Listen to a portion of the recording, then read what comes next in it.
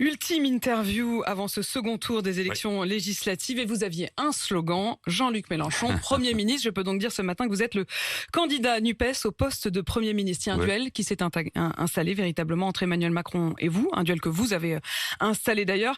Et ces derniers jours, vous dites chacun l'un de l'autre que le chaos, c'est l'autre. Alors on va essayer d'y voir un peu plus clair, mais je voudrais d'abord qu'on revienne sur cette visite hier à Kiev. Emmanuel Macron qui y était, il est rentré cette nuit. Plusieurs points d'abord sur le fond. L'adhésion de l'Ukraine à l'Europe, plus précisément au processus d'adhésion immédiate. Pour lui, c'est oui, et pour vous? Alors, ça mange pas de pain. On peut inscrire, vous savez, la procédure dont il est question, c'est un pays s'inscrit comme candidat à l'adhésion. Donc c'est vraiment le démarrage. Le président Macron lui-même avait dit qu'il y en avait pour au moins une décennie. Alors, dans le moment, c'est une démarche un peu symbolique pour dire aux Russes, vous voyez, on lâchera pas l'Ukraine, l'Ukraine est des nôtres, et ainsi de suite. Ça, on ne peut qu'approuver.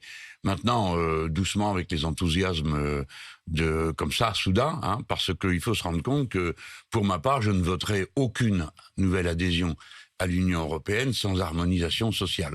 Mais y compris l'Ukraine, y compris la situation dans laquelle ils sont, ça ne change rien. Non, rien du tout, parce que faire entrer un pays... non, mais attendez, qu'on se comprenne bien, parce que la question que vous m'avez posée, c'est est-ce que je suis d'accord pour qu'il soit inscrit comme candidat à l'adhésion? C'est exactement la question que je vous ai posée. Je vous réponds oui.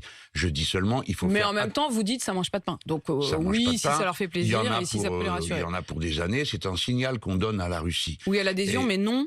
Oui à l'adhésion, oui à la candidature, non à l'adhésion. Qu'ils soient candidats. Après, leur adhésion ne dépend pas d'eux dans mon esprit.